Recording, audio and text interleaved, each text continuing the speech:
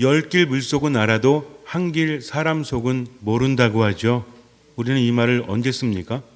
사람을 믿을 수 없을 때, 물은 아무리 깊어도 다 보이지만 사람 마음은 보이지 않기 때문에 사람을 웬간해서는 믿지 마라 라는 의미로 그런 말을 쓰지 않습니까? 저는 다른 의미로 묵상을 해봤어요. 이 한 길 사람 속을 자신도 모른다. 자기가 자기를 속인다는 것이 아니라 내 자신도 나를 알 수 없다라는 거죠. 그렇기 때문에 많은 문제들이 발생하지 않습니까?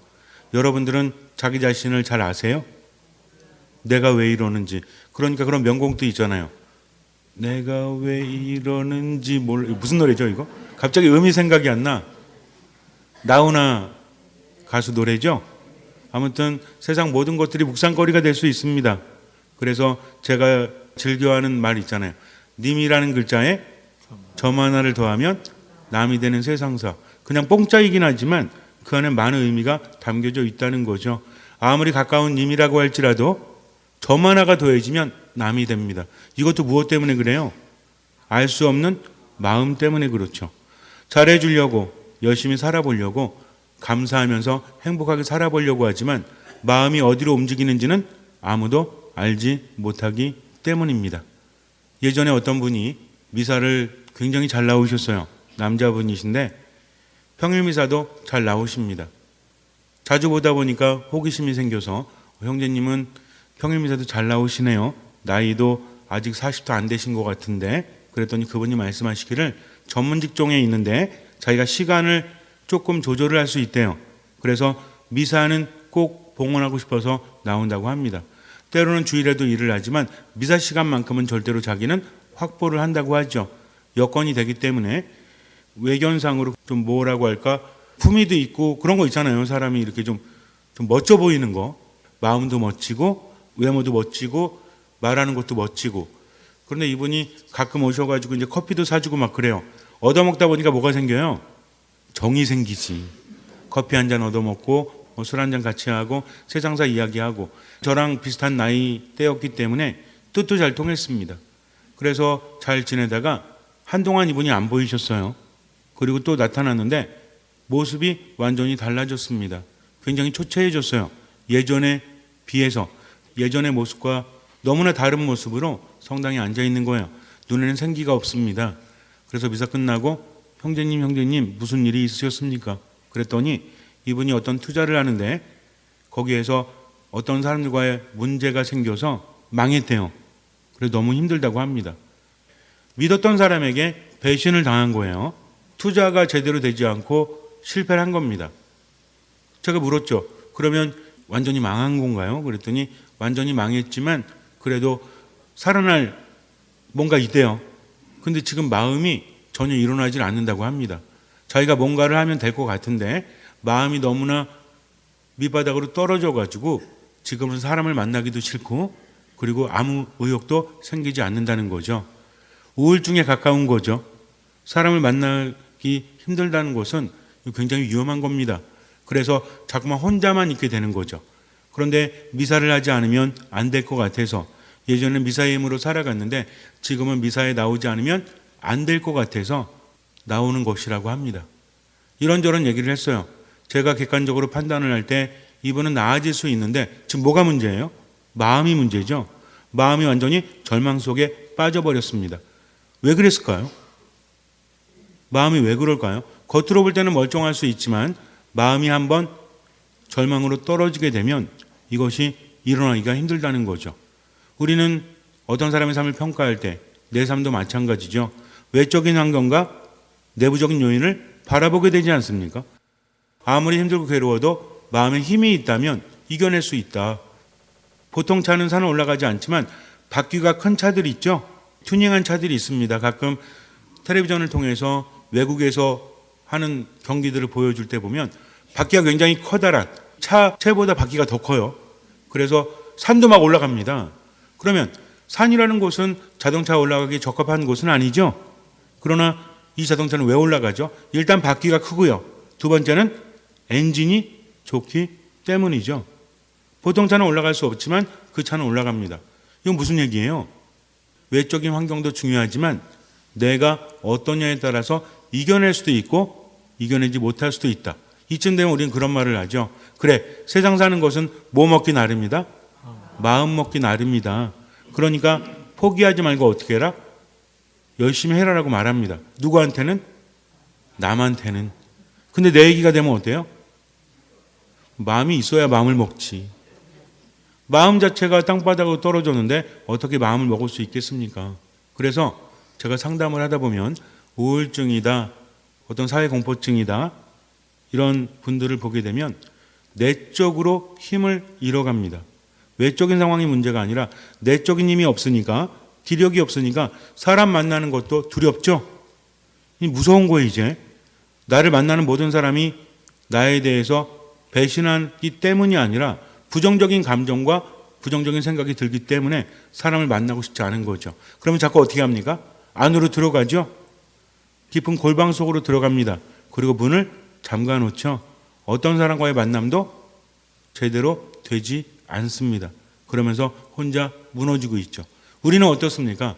어쩌면 그 정도까지는 아니더라도 요즘에 코로나 때문에 또 다른 것 때문에 점점 마음이 무너지고 있을 수도 있어요. 마음의 힘을 잃어가기도 한다는 거죠. 그렇다면 어떻게 해야 될까? 인간이 살아가는 데 있어서 정말 중요한 것은 무엇이죠? 아무리 마음이 무너질 일이 있다고 할지라도 무엇을 잡고 있다면, 중심을 잡고 있다면 넘어져도 일어나게 되어 있다는 거죠. 오뚜기가 넘어져도 일어나죠? 왜 일어나는지 아세요? 오뚜기 그러면 장난감 오뚜기도 있지만 커다란 오뚜기 본 적 있으십니까? 저 예전에 서울에 어디 갔는데 커다란 오뚜기가 있었어요. 2m가 넘더라고요, 오뚜기가. 사람들이 이렇게 밀어도요, 얘가 옆으로 이렇게 쓰러지잖아요. 빨리 쓰러지지도 않아. 워낙 크니까. 딱 하면은 벌떡 일어납니다. 그런데 아이들이 장난기가 많잖아요. 중학생 애들이 한 7명 정도 오더니 이 오뚜기를 바닥으로 쓰러뜨렸어요. 올라타가지고. 얘가 이제 일어나지 못하는 거지. 근데 얘네들이 계속 붙잡고 있을 수는 없잖아요. 한동안 붙잡고 있다가 딴 데 가려니까 모두 일어났죠? 그때 되니까 어때? 오뚜기가 발딱 일어나요. 그러면 이 오뚜기는 얼마만큼 오랫동안 눕혀놓으면 일어나지 못할까요? 1번 2시간, 2번 5시간, 3번 9,000시간. 답이 있어요, 없어요? 없습니다. 오뚜기가 얼마나 대단하냐면 얘가 이렇게 쓰러졌다가도 놓으면요, 그냥 일어나요, 이렇게. 왜 일어납니까? 일어나고 싶어가지고. 어느 날 오뚜기가 일어나지 말아야지. 그러면 안 일어나져요? 왜 일어나죠? 오뚜기의 비밀이 어디 있습니까? 중심에 있어요. 중심에. 중심이 누르고 있다가 확 일어나게 되어 있다는 거죠. 저는 그것을 보면서 많은 것을 느꼈어요. 그래, 지금은 짓눌리고 있다고 할지라도, 지금은 절망하고 있다고 할지라도 무엇이 잡혀 있다면, 중심이 잡혀 있다면 일어날 수 있구나. 그렇다면 내 삶의 중심은 과연 어디인가? 우리는 어떤 일이 발생했을 때 왜 나에게 이런 일이 일어나지? 도대체 이 일의 원인은 뭐지? 라고 생각을 하지만 내 내부의 중심에 대해서는 별로 생각하지 않습니다. 인간을 가장 힘들게 하는 게 뭔지 아십니까? 돈이 없기 때문에? 또는 사람이 없기 때문에? 더 중요한 건 뭐냐면 불안하기 때문이죠. 불안하니까 지금의 시간도 제대로 집중하지 못하는 거죠. 불안이란 무엇입니까? 한 곳을 바라보지 못하는 거죠. 이리저리 눈을 돌리는 겁니다. 왜? 스스로가 그것을 나타내고 있다는 거죠. 안절부절 못한다고 하죠. 그런 얘기 들어보셨어요? 불안하니까. 이런 사람들은 뭐를 먹어도 제맛을 느낄 수가 없습니다. 집중할 수가 없죠. 기쁨, 즐거움, 평화란 찾아볼 수 없다는 거죠. 그래서 눈을 이리저리 굴리지 않습니까? 성경 안에서 제가 여러분에게 몇 번 말씀을 드렸지만 두려워하지 마라, 불안해하지 마라 라는 표현이 우리나라는 한자어로 표현되어 있지만 다른 나라의 말을 보면 어원적으로도 그렇고요. 어떻게 표현할 수 있다고 했죠? 여러 가지 표현이 있지만 너의 눈을 이리저리 산책시키지 마라. 이게 두려워하지 마라는 뜻입니다. 무슨 얘기예요? 나를 바라보라는 거죠. 우리가 불안해서 여기저기 눈을 돌릴 때 어느 때 이것을 막을 수 있죠? 한 사람을 바라볼 때. 어떤 사람 바라볼 때? 1번 미운 사람? 미운 사람 보면 불안한 플러스 뭐가 돼요? 화가 남이 되지. 그러면 나를 싫어하는 사람? 불안감이 더 가중될 수 있습니다. 어떤 사람? 믿을 수 있는 사람. 이 믿을 수 있는 사람은 어떤 사람이에요? 님이라는 글자에 점 하나를 더할 수 없는 사람이 있죠. 누가 있어요? 우리 아빠, 우리 엄마? 아빠, 엄마도 한계가 있어요. 어리지 않은 자식이 자꾸 못 살게 굴면, 자꾸 못나게 굴면 부모도 내려놓을 수밖에 없을 때도 있을까요? 없을까요? 대답 안 하셔도 돼요. 그런데 내 상태에 상관없이 믿을 수 있는 분이 있죠. 그분이 어떤 분이십니까? 나를 나보다 더 잘 아시는 분, 나를 나보다 더 사랑하시는 분. 어차피 나를 아시기 때문에 실망하지 않으십니다. 아시면서 나를 나보다 더 사랑하기 때문에. 어떤 사람도 나를 나보다 더 사랑하기는 쉽지가 않죠. 그러나 그분은 나를 나보다 더 사랑하십니다. 때로는 이해할 수 없고 때로는 답답하지만, 그러나 그럼에도 불구하고 그분을 바라보는 순간, 진정으로 그분을 알아보는 순간 우리 눈은 이리저리 옮겨다니지 않아도 된다는 거죠. 삶의 체험을 통해서 이것을 알 수 있어요. 굉장히 중요한 겁니다. 우리 모두가 알고는 있어요. 그러나 체험하지 않으면 그 신앙은 자라나지 않는다는 거죠. 예수님께서 돌아가셨을 때 제자들은 어땠습니까? 절망 속에 빠지죠. 예수님께서 함께 하실 때는 죽음까지도 불사하겠다고 마음을 먹었어요. 인간의 삶이 그래요. 그래서 대단한 군대도 우두머리가 사라지게 되면 뭐라고 하죠? 오합지졸이라고 합니다. 아무리 많은 군대도 이겨낼 수 없다라는 거죠. 우리도 그렇잖아요. 뭔가 따를 사람이 있다면 끝까지 믿고 가지만 그 따를 사람을 잃게 돼버리면 방황하지 않습니까? 불안하지 않습니까? 삶의 목적이 사라져버린 거죠. 제자들을 탓할 수 없습니다. 믿었던 만큼, 그렇게 믿었기 때문에. 예수님은 어떤 분이셨죠? 기적을 일으키시는 분, 죽은 사람마저도 살리시는 분이었죠. 얼마만큼 믿었을까요? 엄청나게 믿었을 거예요.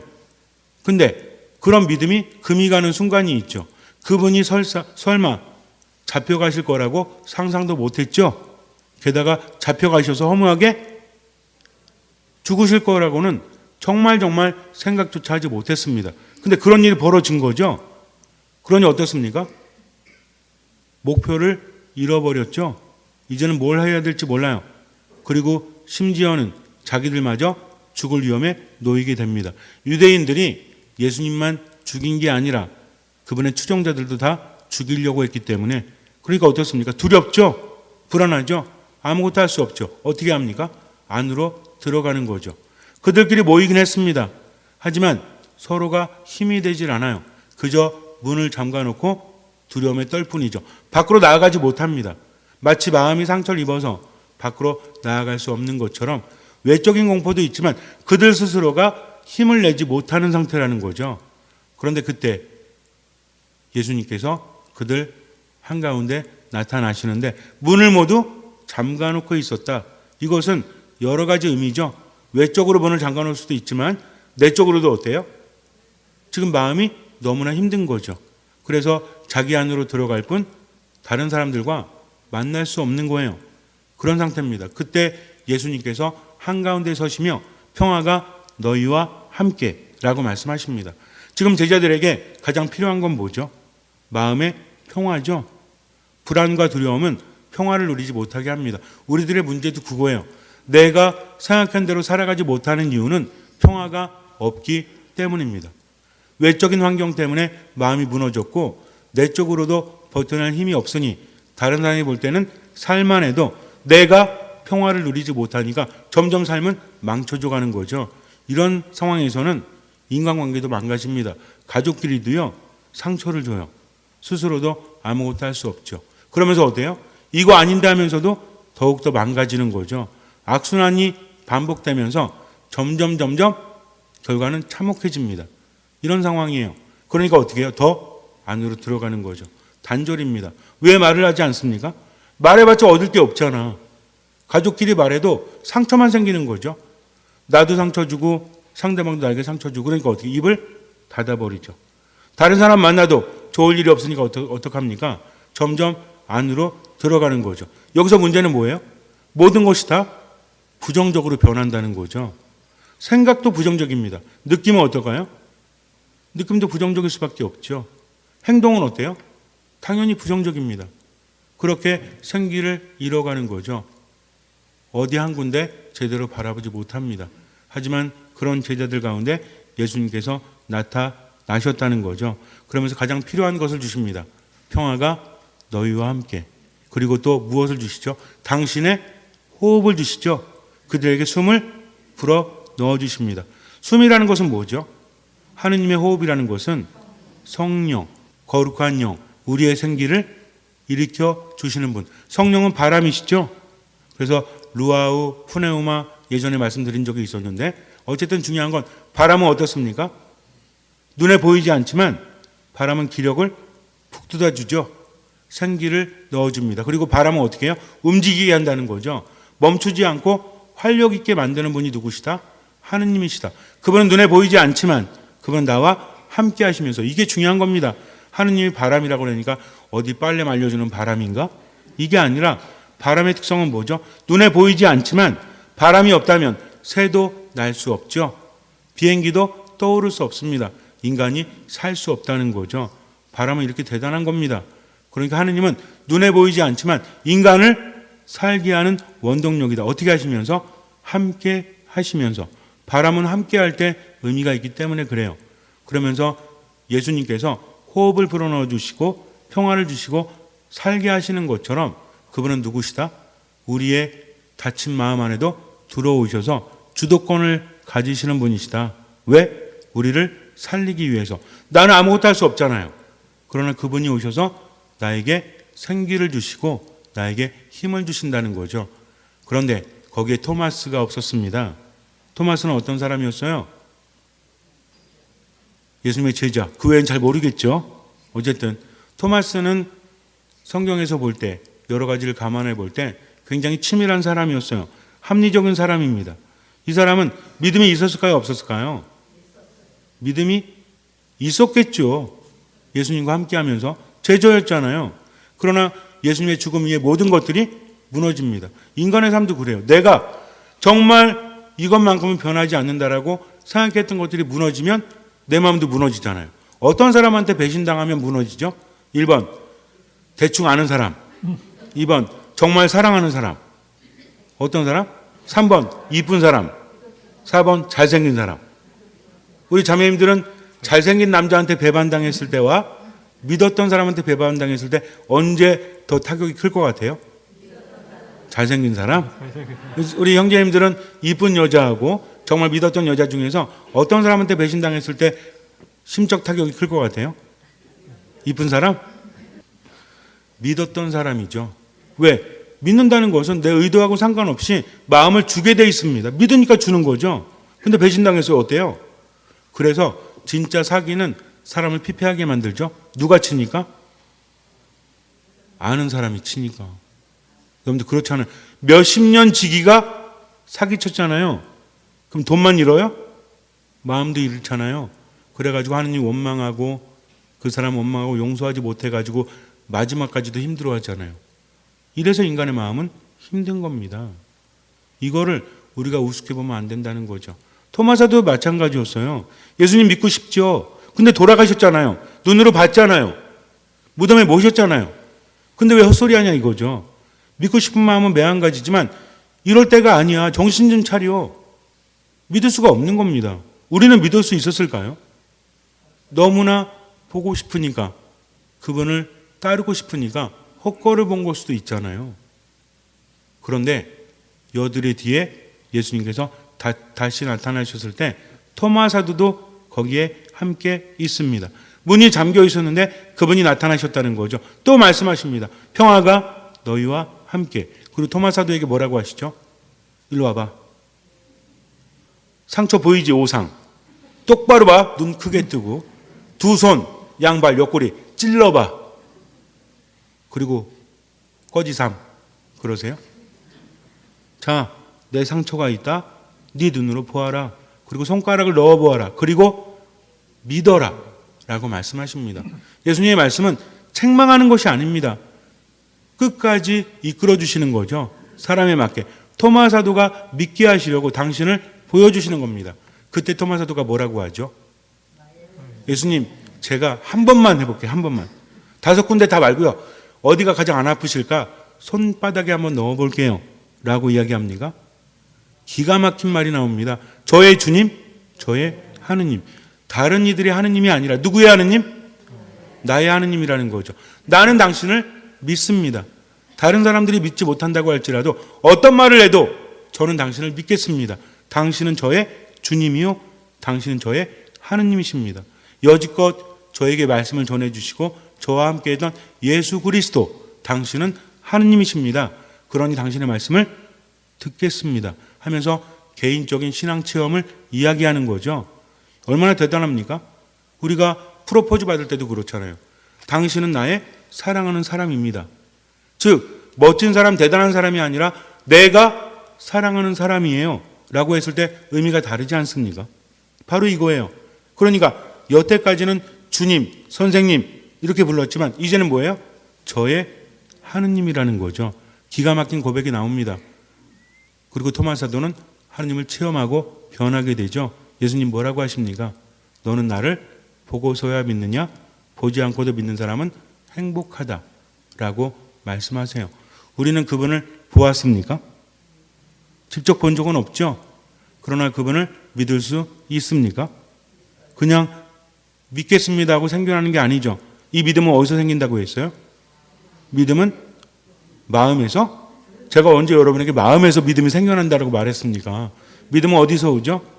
들음에서 오죠. 들음은 그리스도의 말씀으로 이루어집니다. 아주 간단해요. 그런데도 딴 생각만 하면 믿음은 생겨나지 않는다는 거죠. 믿음은 즉 무엇입니까? 말씀을 듣는다는 것은 지금 여기에서 하느님과 함께하는 거죠. 어디를 통해서? 이 거룩한 미사를 통해서. 이미 알려주셨습니다. 많은 분들이 얘기해요. 시모님, 믿음이 생겨나려면 어떻게 해야 되죠? 어떻게 하면 하느님 느낄 수 있죠? 라고 묻습니다. 어디 가야 됩니까? 어떤 책을 읽어야 됩니까? 예수님께서 어떤 책을 읽으라고 하셨어요? 어디 안에 머물면 돼요?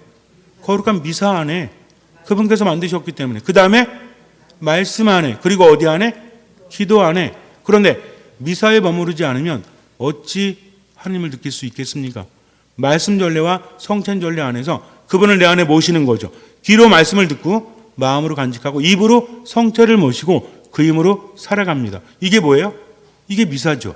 말씀은 살아있고 힘이 있다고 했죠. 말씀을 들으면 그 말씀이 내 안에서 움직이십니다. 그러니까 말씀을 어떻게 하는 거예요? 그냥 읽는 게 아니라 말씀을 묵상하는 거죠. 묵상 뭐라고 했죠? 하느님과 함께 생각하는 거죠. 그렇게 하다 보면 말씀이 내 안에서 활동하십니다. 즉 신앙은 무엇이다? 하느님과 함께. 어디 안에서? 미사 안에서, 말씀 안에서, 기도 안에서. 언제? 주간 첫날에. 제자들이 예수님을 언제 만났어요? 주간 첫날에. 그리고 여드레 뒤에. 언제입니까? 거룩한 주일이라는 거죠. 주일은 어떤 날이다? 주님을 만나는 날이다. 그리고 미사 안에서 그분의 말씀을 듣고 그분을 내 안에 모시는 거다. 그래서 여러분들 느낌이 없다고 할지라도 절대로 냉담하지 마세요. 미사는 그만큼 중요한 것이기 때문입니다. 내가 지금은 깨닫지 못해도 체험이 왔을 때 우리는 저의 주님, 저의 하느님 하면서 많은 것을 느낄 수 있다는 거죠. 토마 사도가 그날 사건 때문에 주님을 알아볼 수 있었던 거 아니에요. 그 전에 말씀을 들었고 주님과 함께 했기 때문입니다. 그 다음에 제자들은 어땠어요? 이제 숨어 있지 않죠. 나갑니다. 왜? 힘이 생겼거든. 어떤 힘? 주님의 힘. 두려워하지 마라. 내가 너희와 함께한다. 그러니까 세상이 달라졌어요? 달라졌죠. 누가 달라지니까? 내가 달라지니까. 여러분들 하느님 믿으시죠? 그러면 지금 내 안의 우울함 하느님께 봉헌하십시오. 그리고 할 수 있는 만큼 그분 안에서 나아가세요. 주님께 의탁하면서 두려워하지 않는 그분을 바라본다면 그때부터 내 불안은 사라지기 시작을 합니다. 오로지 주님 때문에 지금을 살아갈 수 있는 거죠. 신앙은 뭐라고 했죠? 주님과 함께하는 거다. 함께하면서 누가 앞에 갑니까? 주님께서 앞에 가시죠. 나는 그분을 따라가죠. 얼마만큼만 가면 돼요? 보이는 만큼만. 뭐가 보입니까? 주님의 등이 보이잖아요.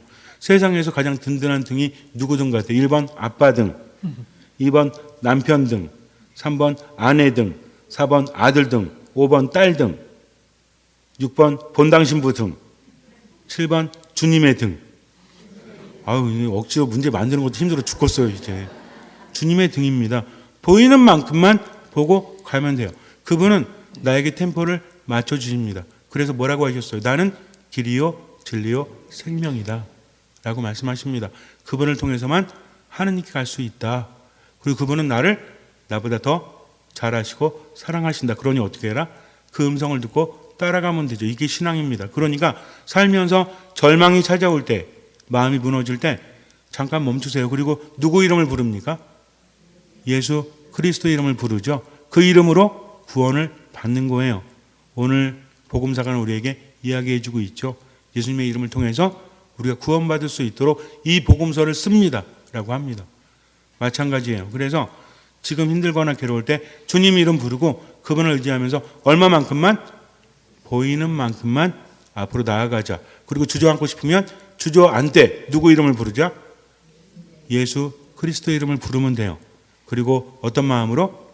듣는 마음으로. 어디 안에서? 미사, 말씀, 기도 안에서. 뭐하지 않고 판단하지 않고 모든 것을 맡기고 살아가면 나머지는 주님께서 채워주신다. 그러니 어떻게 살자? 주님만 바라보고 최대한 가볍게 지금을 살자는 거죠. 잠시 눈을 감으세요. 믿음이라 이런 겁니다. 때로는 무너질 때도 있어요. 때로는 힘들 때도 있어요. 우리는 가끔 생각합니다. 믿음이 강한 사람은 그 사람이 대단해서? 아닙니다. 믿음은 내가 주님을 아는 만큼 생겨나는 거죠. 우리는 아무것도 할 수 없습니다. 예수님 말씀하시죠. 너희는 나 없이는 아무것도 할 수 없다. 그러니까 믿음이라는 것은 어떤 사람이 대단해서 큰 일을 하는 것이 아니라 하느님을 아는 만큼 생겨나는 겁니다. 그래서 믿음이라는 것은 내가 만드는 게 아니에요. 주님 안에 머무는 만큼 생겨나는 거죠. 그러니 나의 주님, 나의 하느님을 만날 수 있도록 듣는 마음으로 미사 말씀 기도 안에 머무십시오. 보이는 만큼만 지금을 살아가고 남은 주님께 맡기십시오. 판단하지 마십시오. 주님께서는 그 믿음을 보시고 우리 삶에 놀라운 기적을 일으켜 주실 것입니다. 아멘.